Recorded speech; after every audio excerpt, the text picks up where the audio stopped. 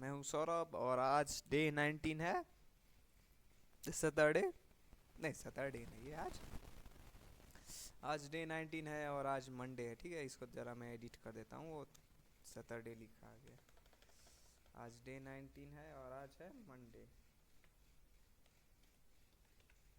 ठीक है, हो गया। आज डे 19 है और आज है मंडे। और आज जैसे कि कवर होने वाले हैं पीएचपी का यूनिट 4। ठीक है, जिसमें मायोस्क्यूएल के बारे में देखेंगे। मायोस्क्यूएल का इंट्रोडक्शन, डेटाबेस क्या है, डेटाबेस आरडीबीएमएस के बारे में समझना, टेबल्स हो गया।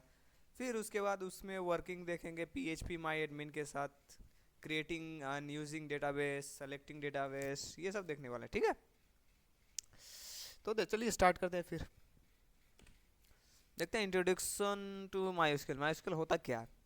इसे देखा जाए तो मायोस्क्यूएल इसे रिलेशनल डेटाबेस मैनेजमेंट सिस्टम, जिसको आरडीबीएमएस भी बोल सकते हैं, जो होता है it is used to store and manage and retain data using SQL. SQL का होता है स्टैंडर्ड क्वेरी लैंग्वेज। ठीक है जैसे कि ये माइस्क्यूएल ना एक रिलेशनल डेटाबेस मैनेजमेंट सिस्टम होता है, जिसके अंदर हम डेटा को स्टोर कर सकते हैं, मैनेज कर सकते हैं, रिटेन कर सकते हैं। और उस जैसे कि एसक्यूएल क्वेरी लैंग्वेज, एसक्यूएल का लैंग्वेज यूज़ करके। ठीक है, माइस्क्यूएल एक फ्री हो ओपन सोर्स सॉफ्टवेयर है, सॉफ्टवेयर बोल सकता है, या फिर एक डेटाबेस है जो ऑफ्टन पीएचपी के साथ यूज़ होता है। कोई भी वेबसाइट हो गया या फिर कुछ हो गया तो उसमें डेवलपमेंट के लिए पीएचपी के साथ यूज़ किया जाता है। ठीक है, जैसे शॉपिंग वेबसाइट हो गया, लॉगिन सिस्टम हो गया, या फिर ब्लॉग्स हो गया, तो उसके साथ यूज़ करके बनाते हैं। ठीक है, उसके बाद देखते हैं डेटाबेस क्या है। जैसे क्या डेटाबेस मतलब ये it is a collection of organise information so that it is called easily access, manage and update. अब डेटाबेस मान लो कि आपका एक सेल्फ है, ठीक है, जिसके अंदर आप बुक्स को स्टोर रखते हो। बुक्स हो गया चाहे इंफॉर्मेशन हो गया। अब अगर देखा जाए ना, तो जैसे ये मेरा मोबाइल है, ये भी एक डेटाबेस है जिसके अंदर मेरे सारे बहुत सारे इंपॉर्टेंट डॉक्यूमेंट सेव है, डॉक्यूमेंट स्टोर है, बहुत सारे लोगों का नंबर स्टोर है, फोटोज़ है, वीडियोस है। तो ये भी मेरे लिए एक डेटाबेस है जिसमें मेरा सारा का सारा डेटा स्टोर है। वैसे रियल लाइफ एग्जांपल में देख लो, जैसे इमेजिन स्कूल ऑफिस हो गया, जो हर चीज़ का मेंटेन करता है। स्टूडेंट हो गया, टीचर्स का फीस हो गया, एक्सेट्रा हो गया। ठीक है, तो वही उसको डेटाबेस बोल सकते हैं। अब डेटाबेस जैसे इस केबिन, जैसे केबिन बोल सकते, फाइल का केबिन डेटाबेस हो गया, फाइल टेबल हो गया। अब फाइल के अंदर रोज होता है, उसके बाद उसके अंदर कॉलम्स होता है।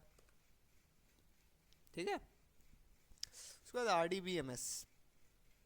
ऐसे आरडीबीएमएस का फुल फॉर्म देखा जाए तो ये एक रिलेशनल डेटाबेस मैनेजमेंट सिस्टम होता है।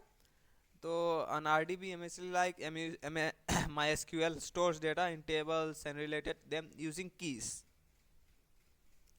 अब RDBMS जैसे कि उसके अंदर डेटा स्टोर रहता है ना, तो ये उसमें यूज़ होता है जहाँ कोई डेटा अगर दूसरे डेटा से कोई रिलेशन बताता है, तो उसमें RDBMS का यूज़ होता है। जैसे इसमें कोई प्राइमरी की हो सकता है, कोई फॉरेन की हो सकता है, जैसे कोई डेटा हो जो दूसरे डेटा से कोई रिलेशन बताता हो। जैसे इसको देख लो, university system store real life example में, जैसे स्टूडेंट होगा तो स्टूडेंट डिटेल्स होगा, कोर्स होगा तो कोर्स की डिटेल्स होगा।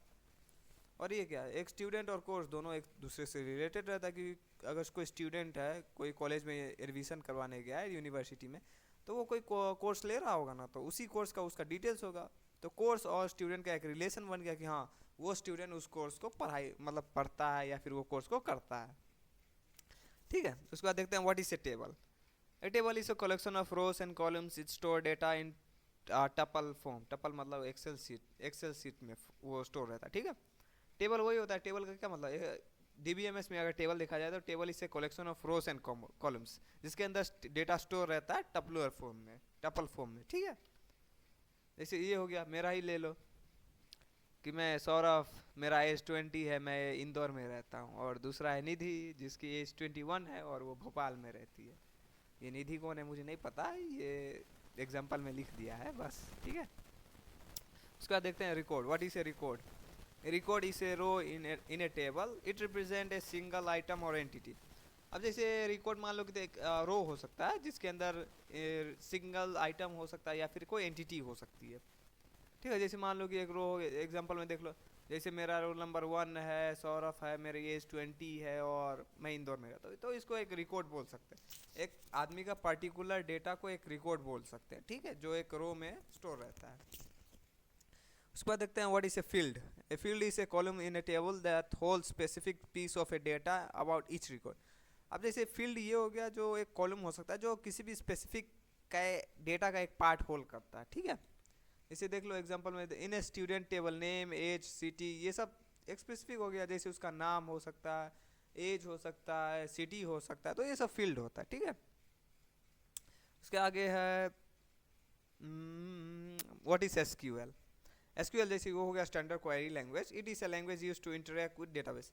अब जैसे मतलब मान लो कि आपके पास ताला है, ताला खोलने के लिए तो चाबी की ज़रूरत होगी। तो अब डेटाबेस तो है डीबीएमएस, अब डेटाबेस को चलाने के लिए कोई चाबी तो चाहिए ना, या फिर कुछ तो चाहिए, तो उसके लिए चलाने के लिए माई एसक्यूएल लैंग्वेज होता है।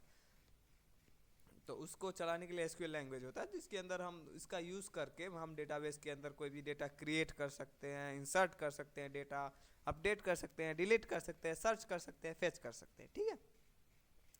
रियल लाइफ एग्जांपल में देख लिया जाए, suppose you are building a student management system, you use SQL like this. अब जैसे कि मान लो कि एक टेबल क्रिएट करना है, तो एसक्यूएल का लैंग्वेज ऐसे यूज़ करेंगे, जैसे ये क्रिएट टेबल, टेबल करेंगे स्टूडेंट नाम का टेबल। अब उसके अंदर स्टूडेंट आईडी देंगे, उसका नाम देंगे, एज देंगे, सिटी देंगे। अब उसके अंदर अगर कोई डेटा इंसर्ट करना है, तो मान लो कि इंसर्ट इंट्रो, उसके स्टूडेंट के अंदर वैल्यू डालेंगे कि हाँ 1 सौरभ 20 इंदौर, ठीक है। अब दूसरा है जैसे उसमें रिटेन डेटा करना है, तो उसमें सेलेक्ट करेंगे कि स्टूडेंट में से सेलेक्ट करो। अब उसको अपडेट करना है तो सिटी, मान लो कि इंदौर से उज्जैन करना है तो उसको सिटी अपडेट कर देंगे, आईडी अपडेट कर देंगे, जिसका आईडी 1 है उसका सिटी अपडेट कर दो, ठीक है। ये हो गया। उसके बाद अगर इसका समरी दिखाया जाए तो डेटाबेस क्या है, यही हो सकता है, छोटे छोटे है जो उसको पढ़ लेंगे, ठीक है। उसके बाद आप आगे देखते हैं what is PHP my admin. PHP my admin होता क्या है। जैसे पीएचपी माई एडमिन ये एक फ्री वेब बेस्ड टूल होता है, वो जो पीएचपी में लिखा हुआ रहता है, जिसका यूज़ करते हैं माईएसक्यूएल को मैनेज करने के लिए या फिर डेटाबेस को मैनेज करने के लिए। It allows you to often database operations like creating tables, running queries, inserting हो गया, फिर क्या हो गया, मैनेजिंग यूजर्स और बाकी सब कुछ विदाउट राइटिंग एसक्यूएल कोड। अब पीएचपी माइनरी में एक फ्री वेब बेस्ड टूल है पीएचपी में, जो डेटाबेस को हैंडल कर सकता है, मैनेज कर सकता है, उस चीज़ के लिए यूज़ किया जाता है, ठीक है। रियल लाइफ एनालॉजी अगर देखा जाए तो think of my PHP admin like a control panel of the bank. हाँ, ये समझ सकते हो, जैसे बैंक का एक कंट्रोल पैनल हो सकता है। जैसे डेटाबेस हो गया बैंक, बैंक हो गया आपका डेटाबेस, ठीक है। अब बैंक अकाउंट हो गया टेबल्स, ट्रांजेक्शन हो गया रिकॉर्ड्स, और पीएचपी माइन एडमिन जैसे ये बैंक का मैनेजर हो गया, बैंक मैनेजर डैशबोर्ड हो गया पीएचपी माइन एडमिन। अब अगर आप बैंक में जाते हैं, आपको पैसा निकालना है, तो आपको काउंटर पे जाना पड़ेगा मैनेजर के पास, तो वही पीएचपी माइन एडमिन उसका मैनेजर हो गया, जो आपके डेटा, आपके बैंक अकाउंट की डिटेल्स को सारा जानता है, उसमें जो पैसे ऐड कर सकते हैं, डिलीट कर सकते हैं, एडिट कर सकते हैं, कुछ भी कर सकता है, ठीक है। अब इसको एक्सेस कैसे किया जाता है, जैसे इसको एक्सेस करने के लिए पहले तो हमें XAMPP या WAMP इंस्टॉल करना पड़ता है। ये जैसे कि एक एनवायरनमेंट है, ये लोकल सर्वर एनवायरनमेंट है, जो हमारा जैसे कि हमको PHP प्लेटफॉर्म प्रोवाइड करता है, जिसके अंदर हम PHP रन कर सकते हैं, डेटाबेस रन कर सकते हैं, ठीक है। इसके अंदर अपेच होता है जो MySQL कंट्रोल पैनल से कंट्रोल होता है। उसके बाद वेब ब्राउज़र के अंदर जाते हैं, उसके बाद वो बता देता है, ठीक है। इसके भी कोई कंपोनेंट्स अगर देखा जाए तो वही है, ठीक है, PHP माई एडमिन का,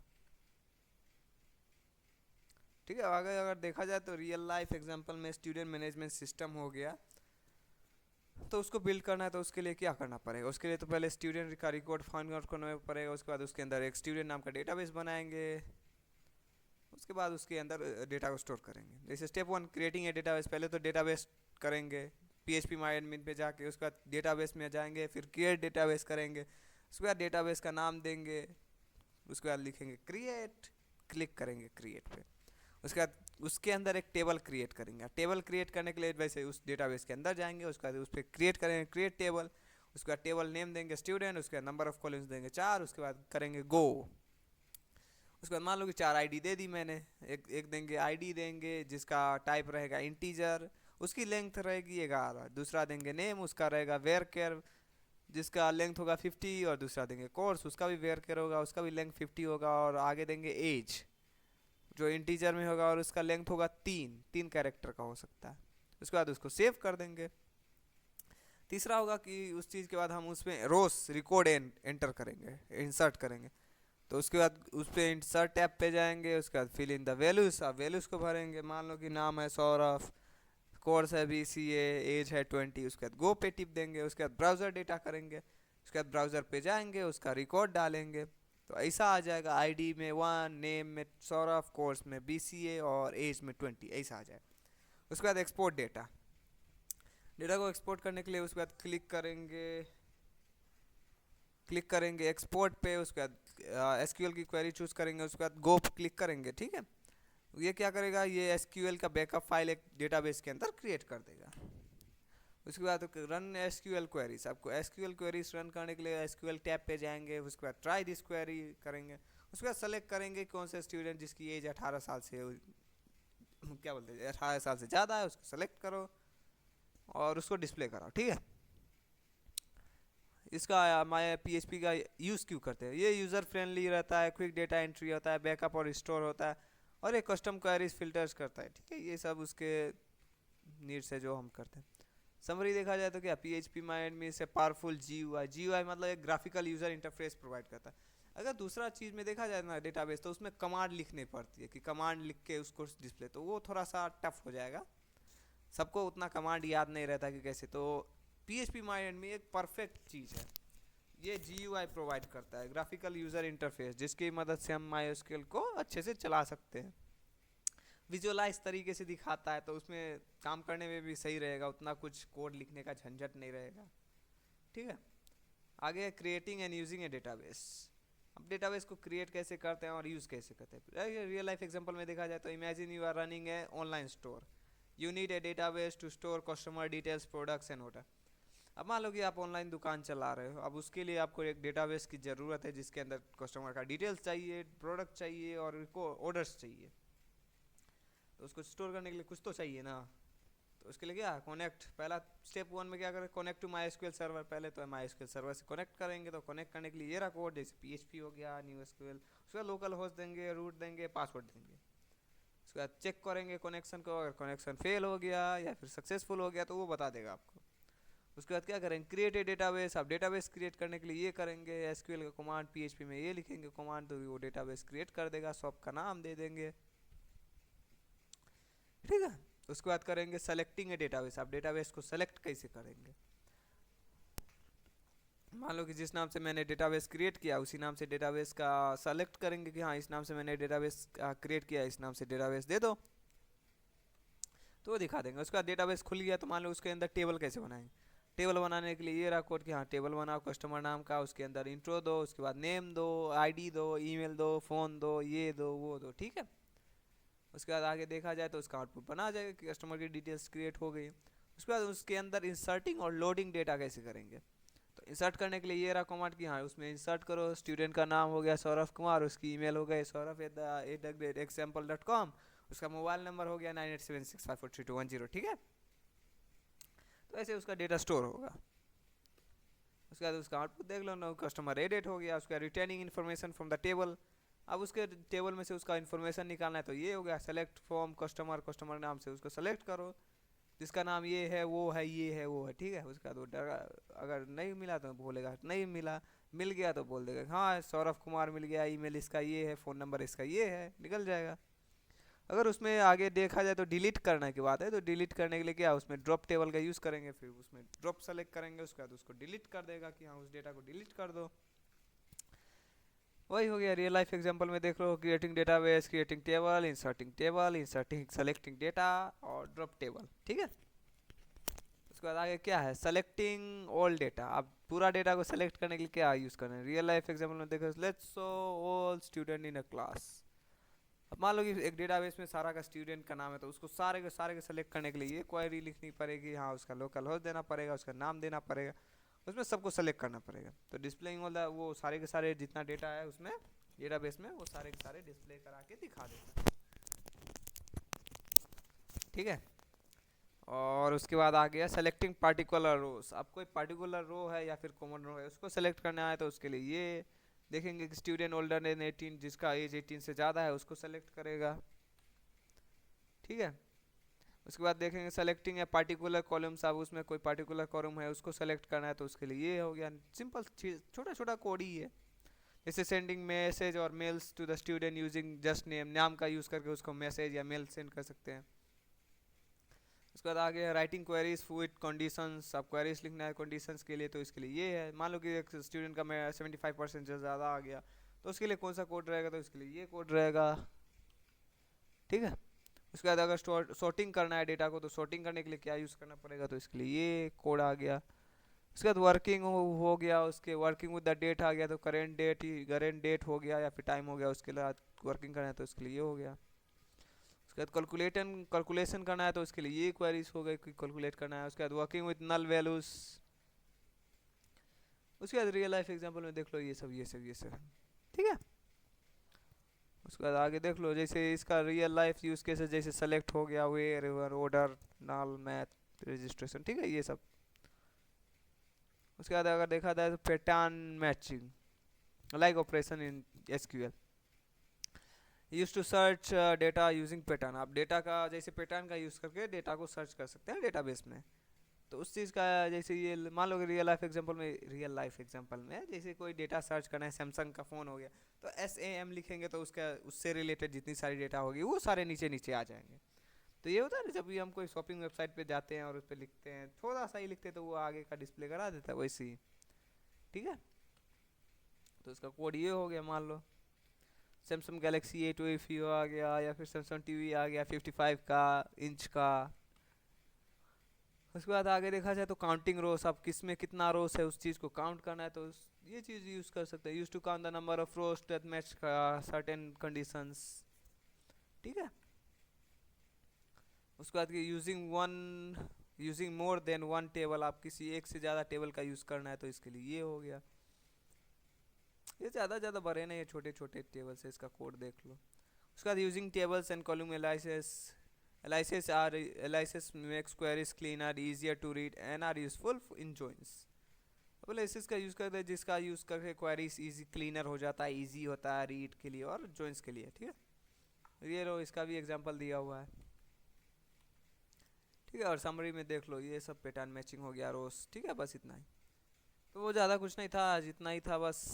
यूनिट 4 में PHP के साथ साथ MySQL दोनों साथ में काम कर रहा है, वही उतना ही देखना था आज। ठीक है। तो बस आज इतना ही था। मिलते हैं आपसे अगले वीडियो में। तब तक के लिए जय हिंद, जय भारत, वंदे मातरम।